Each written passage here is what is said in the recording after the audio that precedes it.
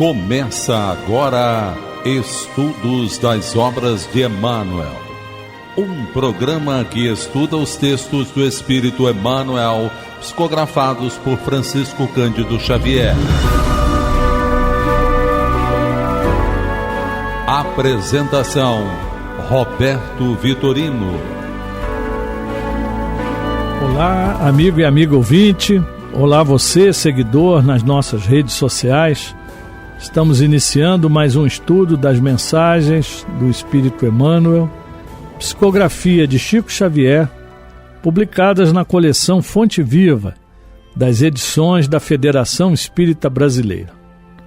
O nosso programa é gravado, mas você pode se comunicar conosco enviando suas perguntas, sugestões, qualquer esclarecimento que queira, através dos nossos canais. Telefone 21 3386 1400, WhatsApp 21 98486 7633, por e-mail estudo@radioriodejaneiro.am.br, e nós aguardamos o seu contato. Nós temos reprises às terças-feiras, às 2h30 da madrugada, e domingos, às 20h50, 10:50 da noite. No nosso site, radioriodejaneiro.digital, nós temos 4 últimos programas gravados. E no YouTube, Rádio Rio de Janeiro, na playlist, toda a nossa programação gravada até o dia de hoje. E nós vamos estudar então, no dia de hoje, a mensagem número 156 do livro Fonte Viva, Parentes, que será lida pelo nosso conselheiro da Fundação, nosso irmão João Nogueira. Do livro Fonte Viva de Emmanuel, psicografia de Francisco Cândido Xavier, Parentes. E Emmanuel se baseia na primeira epístola de Paulo a Timóteo, capítulo 5, versículo 8, quando diz: Mas se alguém não tem cuidado dos seus, e principalmente dos da sua família, negou a fé e é pior do que o infiel. Comentário de Emmanuel. A casualidade não se encontra nos laços da parentela. Princípios sutis da lei funcionam nas ligações consanguíneas. Impelidos pelas causas do passado a reunir-nos no presente, é indispensável pagar com alegria os débitos que nos emanam a alguns corações, a fim de que venhamos a solver nossas dívidas para com a humanidade. Inútil é a fuga dos credores que respiram conosco sob o mesmo teto, porque o tempo nos aguardará implacável, constrangendo-nos à liquidação de todos os compromissos. Temos companheiros de voz adocicada e edificante na propaganda salvacionista que se fazem verdadeiros trovões de intolerância na atmosfera caseira, acumulando energias desequilibradas em torno das próprias tarefas. Sem dúvida, a equipe familiar no mundo nem sempre é um jardim de flores. Por vezes, é um espinheiro de preocupações e de angústias, reclamando-nos sacrifício. Contudo, embora necessitemos de firmeza nas atitudes para temperar a afetividade que nos é própria, jamais conseguiremos sanar as feridas do nosso ambiente particular com o chicote da violência ou com o emplastro do desleixo. Consoante a advertência do apóstolo, se nos falha o cuidado para com a própria família, estaremos negando a fé. Os parentes são obras de amor que o Pai compassivo nos deu a realizar. Ajudemo-los através da cooperação e do carinho, atendendo aos desígnios da verdadeira fraternidade. Somente adestrando paciência e compreensão, tolerância e bondade na praia estreita do lar é que nos habilitaremos a servir com vitória no mar alto das grandes experiências.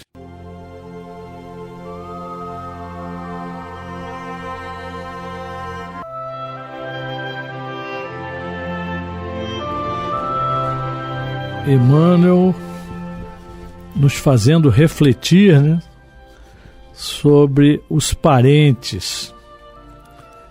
E as colocações dele nos deixa bem claro, né, quanto nós ainda temos que evoluir.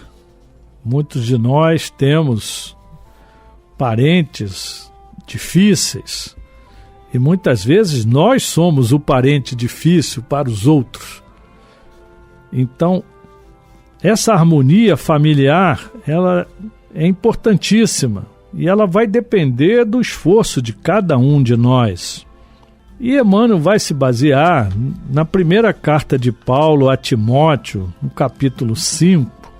E é interessante que nesta carta a Timóteo, Paulo deixa para nós bem claro algumas posturas que nós devemos ter com os nossos irmãos. Irmãos em humanidade, como um todo. E ainda mais com os parentes, que são aqueles irmãos mais próximos, né? Então, Paulo diz o seguinte: não repreenda asperamente ao homem idoso, mas exorte-o como se ele fosse seu pai. Então, se nós temos qualquer dificuldade com um homem idoso, em qualquer lugar, que a gente pense, se fosse o meu pai, como é que eu iria falar com ele? Eu não iria ser agressivo, certamente. Tentaria explicar com todo carinho, né, com toda atenção. E é isso que Paulo está recomendando. Ele ainda nos diz: trate os jovens como a irmãos. Se nós pararmos para pensar, né, já naquela época, 40 e poucos anos depois de Cristo, nós temos aqui Paulo nos alertando: todos somos irmãos. E ele completa ainda: as mulheres idosas como as mães. Então, qualquer idosa que nós encontrarmos, pensemos nas nossas mães. Como é que nós vamos tratar? E ele ainda diz: e as moças como a irmãs. E ele completa: em todos os casos, com o homem idoso, com o jovem, com as senhoras idosas, com as moças, ele diz: com toda a pureza. Então, que nós sejamos puros na maneira de lidar com esses nossos irmãos, qualquer que seja a circunstância. Então, se ele já está recomendando a gente tratar todo mundo com irmão, dentro da família, os nossos parentes, mais do que nunca, que são aqueles com quem a gente convive ali o dia inteiro, né? Todos os dias, durante muitos anos, né? Paulo ainda diz: trate adequadamente as viúvas que são realmente necessitadas. Mas se uma viúva tem filhos ou netos, que estes aprendam primeiramente a colocar a sua religião em prática, cuidando de sua própria família e retribuindo o bem recebido de seus pais e avós, pois isso agrada a Deus. Paulo coloca isso porque hoje parece estranho, né? Mas a viúva, por que o tratamento diferenciado? Porque naquela época a mulher que ficava viúva não tinha INSS, por exemplo, não tinha previdência. Em algumas culturas hoje, a mulher que fica viúva, ela está condenada à fome. Não tem ninguém que sustente. Se não for o filho, a filha, né, o genro, um irmão, ela fica sem condições de sobrevivência.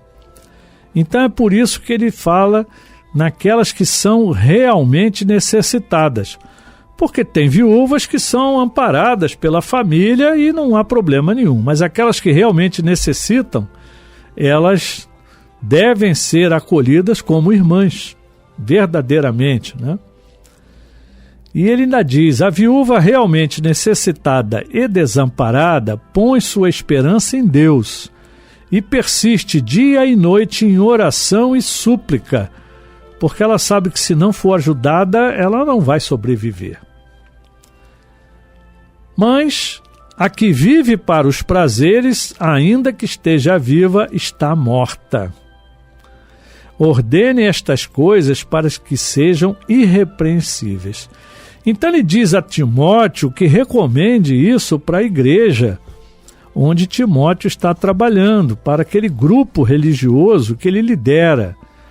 Então, respeito a todos, mostrar que precisamos amparar aqueles que estão realmente desamparados e dizendo que isso é para ser feito sempre, que ninguém repreenda a gente por falta de atenção a um idoso, a uma irmã, a uma senhora viúva desamparada. E aí então ele chega no versículo 8, quando ele diz: se alguém não cuida de seus parentes, e especialmente dos de sua própria família, negou a fé e é pior que um descrente, que um infiel. Porque aquele que não sabe, ele não pratica. Então, um descrente, um infiel, como ele coloca, em qualquer circunstância dessa, aquela pessoa não sabe. Então ele trata mal os seus parentes, os seus amigos ali, as pessoas do seu relacionamento, porque ele não sabe que Deus é Pai e que nós somos irmãos. No momento que nós já sabemos disso, e toda essa igreja de Timóteo já sabia disso, então ele diz que seja isso ordenado às pessoas, porque as pessoas naquela época eram muito endurecidas. Timóteo tinha que falar com firmeza para elas: olha, Paulo está dizendo o seguinte, hajam assim, porque é assim que Deus quer. Porque se deixasse por conta das pessoas, elas não tinham capacidade ainda, essa amorosidade que nós já conseguimos ter hoje, depois de algumas encarnações, porque nós estávamos lá também nessa época, né? E Paulo ainda diz que a viúva seja conhecida pelas boas obras, tais como criar filhos, ser hospitaleira, lavar os pés dos santos. Quem são os santos que ele se refere? Os profetas, os pregadores, aqueles que representavam a igreja inicial, né? As primeiras igrejas, que eram aqueles elementos que iam falar do evangelho para as pessoas. Então, lavar o pé dessas pessoas era uma recepção nas residências. As pessoas andavam a pé, na poeira, no deserto, nas pedras, os pés ficavam machucados. Então, lavar o pé é um sinal de acolhimento e de submissão, de respeito, não é? E como ele falou, ser hospitaleira, acolher as pessoas nas casas. Não tinham hotéis, né? Pensões, eram muito poucas, então as pessoas eram acolhidas nas casas das pessoas. E essa viúva certamente criou filho, né? Ela deve ter socorrido os atribulados e dedicou-se a tantas boas obras. Então, não é porque simplesmente uma viúva desamparada, mas porque aquela senhora ela tem uma história de contribuição para aquela comunidade. E a gente precisa demonstrar respeito, né, e auxiliar essas pessoas na hora da sua dificuldade, né? E ele diz ainda que essas senhoras, principalmente as mais jovens, viúvas, que elas se casem, que elas tenham filhos, administrem as suas casas e não deem ao inimigo nenhum motivo para maledicência. E o inimigo aqui é a fofoca, né? É a intriga.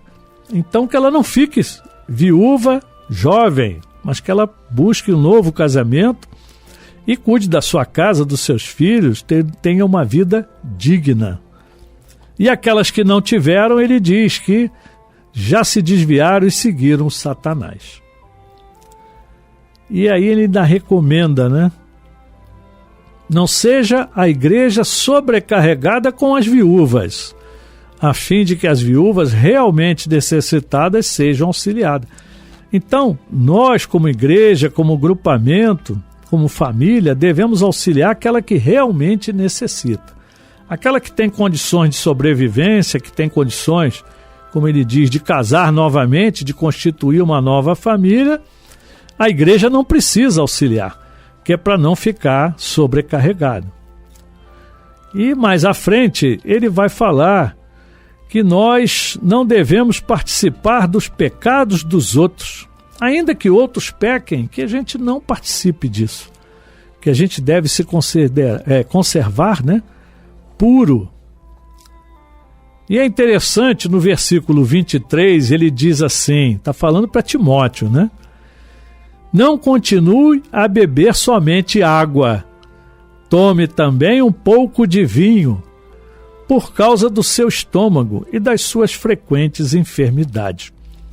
Então Timóteo não bebia vinho, e ele está recomendando que beba, porque só água, com o encargo que ele tinha ali diante daquela igreja, né? Timóteo era muito jovem e ele tinha problemas de estômago, né? Hoje nós diríamos que ele teria uma úlcera, né? Uma estomatite, uma úlcera nervosa, bem comum, né? Pelo encargo pesado, né? De conduzir um núcleo muito grande, né? E ele fala das suas frequentes enfermidades. Timóteo ficava doente constantemente. Então, ele está dizendo aqui o seguinte, que o vinho é remédio, porque o vinho vai relaxar, ele vai tirar aquela tensão, não é tomar a garrafa inteira, né? Mas hoje os médicos nos recomendam, né, que nós tomemos uma taça de vinho por dia, que é altamente salutar, porque os componentes do vinho, eles são bons para melhorar a circulação, regular a pressão. E como eu volto a dizer, sem exagero, uma taça de vinho por dia.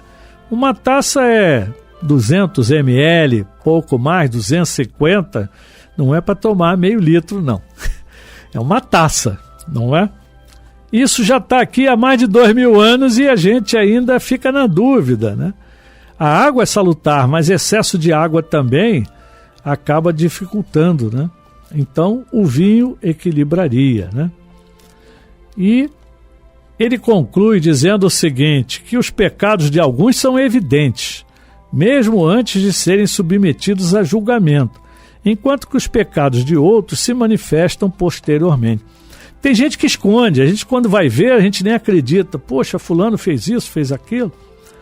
E aí ele diz, da mesma forma, as boas obras são evidentes, e as que não o são, não podem permanecer ocultas.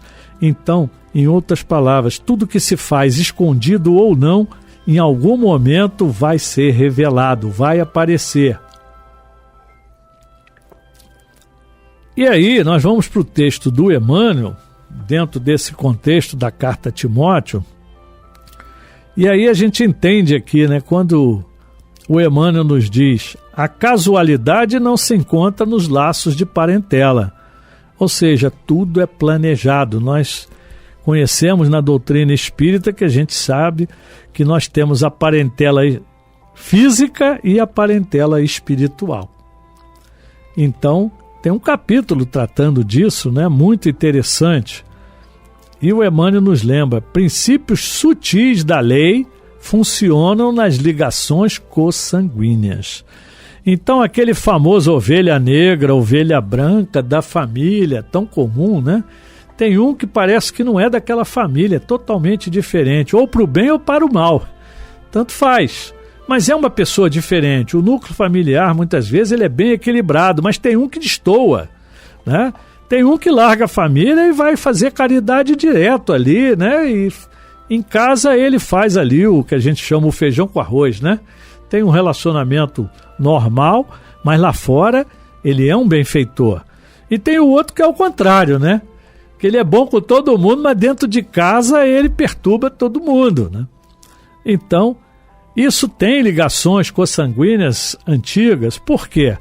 Nós estamos reunidos por alguma causa do passado e hoje a gente se reúne para pagar, como o Emmanuel coloca aqui para nós, com alegria, os débitos que nos emanam a alguns corações. Aquilo que a gente traz dentro da gente, no nosso coração. Aquele filho difícil, aquele irmão complicado, aquele pai duro, ou aquela mãe controladora, né? Só para citar alguns exemplos, eles estão junto a nós porque nós temos débitos com eles e eles conosco. E nós temos que fazer isso, como ele diz, com alegria. Agradecer a Deus todo dia a família que nós temos, porque é a família que a gente precisa estar. Ali nós temos oportunidade de pagar os débitos do passado e nos transformarmos em irmãos em humanidade verdadeiramente. E aí, Emmanuel ainda nos diz: é inútil a fuga dos credores que respiram conosco sob o mesmo teto, porque o tempo nos aguardará implacável, constrangendo-nos à liquidação de todos os compromissos. Eu conheço uma pessoa e ela diz assim: olha, eu tenho uma irmã que eu já desisti dela, eu não aguento mais, esta vida eu não vou fazer mais nada, vou deixar para a próxima. Tudo bem, livre-arbítrio, só que está perdendo uma oportunidade enorme de já nesta vida tentar se equacionar com a sua irmã, porque se a sua irmã lhe incomoda tanto, certamente você também a incomoda. Alguma coisa não está bem resolvida entre vocês. Você chama ela de irmã, mas ainda não a considera irmã de verdade. É um estranho que está convivendo com você. E você vai deixar para outra encarnação? Em algum momento essa liquidação dessa dívida vai ser cobrada, nessa ou na encarnação que for.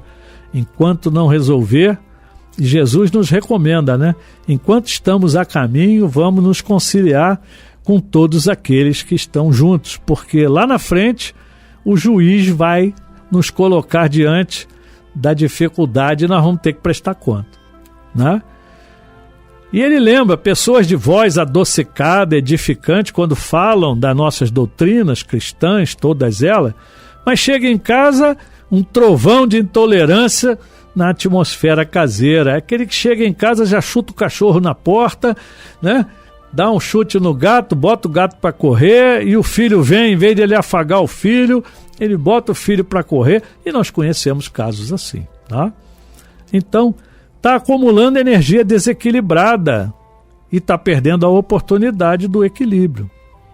Então nós sabemos, e o Emmanuel nos lembra, que a equipe familiar é um jardim de flores, mas nem sempre, né? Que muitas vezes é um espinheiro de preocupações, de angústia, mas ela nos reclama sacrifício. Sacrifício do nosso tempo, da nossa tolerância, né? Como ele vai dizer mais à frente. Então nós temos que cuidar disso tudo. Embora necessitemos de firmeza nas atitudes para temperar a afetividade que nos é própria. Tem horas que é difícil, mas a gente tem que aprender a calar na hora certa e ser firme com as pessoas na hora que tiver que ser firme. Então nós não vamos sanar as nossas feridas no ambiente particular, nem com violência e nem com desleixo. Então não pode deixar para lá, mas também não pode agredir. Então, conforme diz o apóstolo, né, Paulo, o Emmanuel nos diz: se nos falha o cuidado para com a própria família, estaremos negando a nossa fé. Se Deus é Pai, nós somos irmãos, então eu tenho que tratar realmente todos como irmãos. Um irmão é mais amigo, o outro é um pouco menos, mas somos todos irmãos. Estamos todos a caminho. Estamos todos juntos para progredir. E Emmanuel nos lembra: os parentes são obras de amor que o Pai compassivo nos deu a realizar. Então é uma obra de amor que a gente tem que construir com aquele parente. Ajudemo-los através da cooperação e do carinho, atendendo aos desígnios da verdadeira fraternidade. Não podemos desistir dos nossos irmãos em família. Família é exatamente para isso, é para rir, para chorar, para se abraçar, para brigar, não importa, mas estar sempre junto e cooperar um com o outro, ter carinho um com o outro. E aí, Emmanuel conclui: somente adestrando, adestrar é aquilo que a gente vai repetindo até criar um hábito entre nós, dentro de nós, de paciência e compreensão. Temos que ser pacientes. Não importa, tenha paciência, compreenda a situação do outro. Ele não está do seu lugar, você se coloca no lugar dele e verifica como é que você iria reagir. Emmanuel nos lembra: tolerância e bondade. Tolerar quer dizer aceitar o outro como ele é. Então ele repete 1000 vezes a mesma coisa, você repete 1000 vezes a mesma coisa. Responde a ele 1000 vezes, não há problema. Tolere, ainda que te incomode, mas tolere. E ele fala: bondade. Seja bom, faça a sua parte. Mas o outro só me joga pedra, não importa, não jogue pedra nele, né? saia da direção da pedra e ajuda o irmão. Vai chegar uma hora que ele vai despertar. E Emmanuel conclui, que na praia estreita do lar, quer dizer, num pequeno espaço, nos habilitaremos a servir com vitória no mar alto das grandes experiências. Então não adianta nada eu querer fazer caridade lá fora se dentro da minha casa eu não consigo ter um relacionamento de fraternidade verdadeira com os meus irmãos. São os mais próximos. É com esses que a gente tem que conviver e agradeçamos a Deus a família que cada um de nós tem, que é a família que a gente precisa para progredir. Meus irmãos, muita paz. A Rádio Rio de Janeiro apresentou Estudo das Obras de Emmanuel, um programa que estuda os textos do Espírito Emmanuel, psicografados por Francisco Cândido Xavier.